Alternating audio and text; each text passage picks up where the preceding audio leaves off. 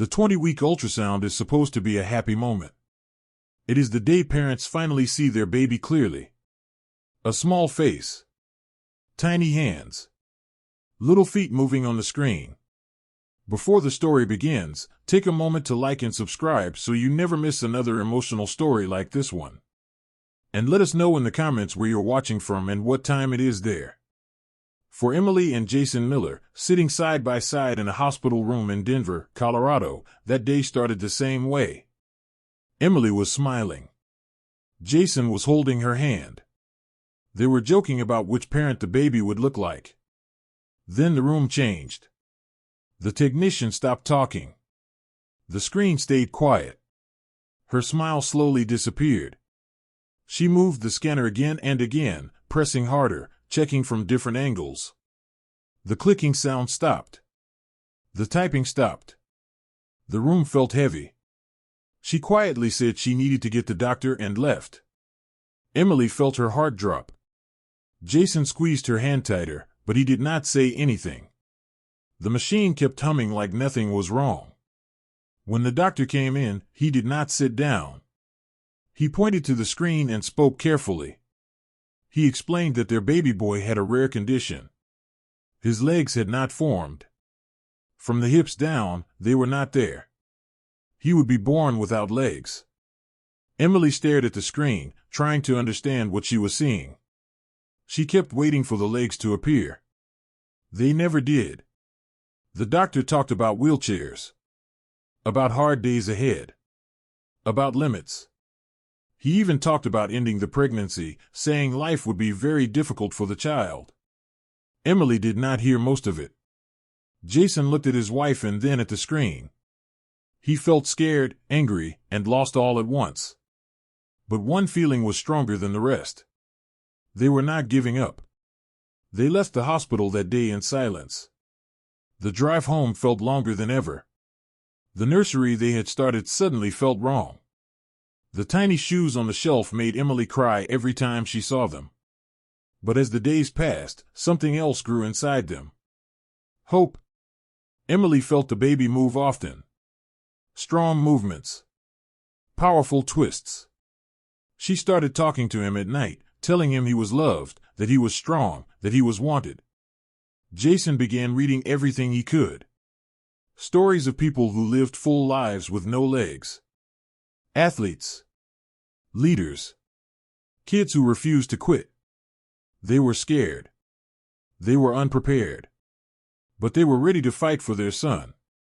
They did not know it yet, but the baby growing inside Emily was not meant for a quiet life. He was about to do something no one expected. Something exciting. Something that would change how everyone saw him forever. Before that future arrived, there was still a long road ahead. The rest of the pregnancy moved slowly. Emily stopped planning the life she once imagined and started preparing for the life her son would actually live. She met doctors, therapists, and counselors. Some were kind. Some spoke only about problems and limits. A few made her feel like her son was already a burden before he was even born. Jason learned to stay calm in those meetings, but at night he let the fear hit him. He worried about stairs, schools, and the way people stare when they do not understand. He worried about his son feeling left behind. But every time Emily felt the baby move, the fear softened. Their son was active. Very active. The doctors even joked that his upper body was stronger than most babies at that stage. Emily held on to that. The birth happened early on a cold morning in February. Snow covered the streets outside the hospital in Denver. The room was quiet, serious. The staff had been warned. Everyone was careful. Then the baby arrived. He cried loudly. Strong and full of life. When Emily held him, she did not think about what was missing. She saw his dark hair, his wide eyes, and his tight grip around her finger. He felt warm. Real. Perfect. They named him Noah. As weeks passed, Noah surprised everyone. He lifted his head early. He pushed with his arms. He twisted his body with power. The doctors nodded, impressed but cautious. By the time Noah was 6 months old, he was already moving in ways no one expected. While other babies kicked their legs, Noah used his arms and chest. He rolled across the floor like he had a mission. At 9 months, he was fast. He pulled himself forward using his hands. He grabbed furniture. He climbed pillows. He chased toys without help. He did not wait for anyone to move things closer. He wanted to go. Emily and Jason laughed, but inside, Emily felt a small ache. She knew the day would come when Noah would notice the difference. That day came at the park. Noah was just over a year old. He sat on the ground, watching other toddlers run and fall and get back up. He watched their legs move. Then he looked down at himself. His smile faded. He looked at Emily and made a small sound of confusion. Not crying. Not anger. Just a quiet question he did not yet have words for. Emily picked him up and held him close. She smiled for him, but later that night she cried in the shower so he would not hear. They tried to get help. Prosthetic legs. Support programs. Anything. But the answers were slow. The cost was high. The system was colder than they expected. One office told them he was too young. Another told them to wait. Another suggested a wheelchair. Jason slammed the phone down that day. Noah did not want to sit. He wanted to move. As Noah grew, carrying him everywhere became harder. His frustration grew too. He had tantrums, not because he was angry, but because his body wanted more freedom. Then one normal afternoon, something unexpected happened. Something that would change everything. The change began on an ordinary day. Jason had taken Noah to a community science fair at a local college in Denver. It was small and casual. Tables with simple projects. Kids running around. Noah sat in his stroller, watching everything with sharp focus. At one table, a young man was showing a small spring device made from curved material. When Noah saw it, he leaned forward and reached out, making excited sounds. The man noticed. He asked Jason about Noah. Jason explained, simply and honestly. He did not expect much. He was used to polite nods and awkward silence. Instead, the man paused. He said he worked with adaptive design. Not medical sales. Not big companies. Just a small team that built movement tools for people who moved differently. He asked if Jason and Emily had ever thought about energy return limbs. Jason did not understand the words, but he understood the meaning. Movement. A week later, they visited a workshop on the edge of the city. It did not feel like a hospital. There were tools, drawings, and machines making soft humming sounds. The people there spoke with excitement, not pity. They watched Noah closely. How he pushed. How he balanced. How he leaned forward when he wanted to move faster. They said something no doctor had ever said before. Noah was ready. The process was not easy. Noah cried during fittings. The sockets felt strange. Emily doubted herself more than once. She worried they were forcing him into something too soon. But Noah never pulled away.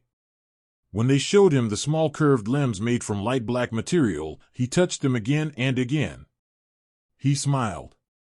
He bounced his hands on the table. He wanted them. The final fitting came just before Noah turned 3. They placed the new legs on him carefully. For the first time in his life, Noah was taller. His eyes widened as he looked around the room from a new height. He wobbled. He nearly fell. Jason held him steady. Noah laughed. He pushed down on the curved legs and felt them push back. The feeling surprised him. He tried again. Push. Bounce.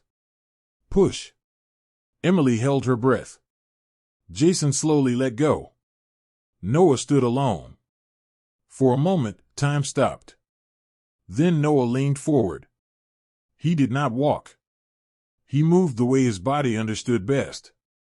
He pushed hard, and the legs pushed him forward. His steps were messy, fast, and wild. But they worked.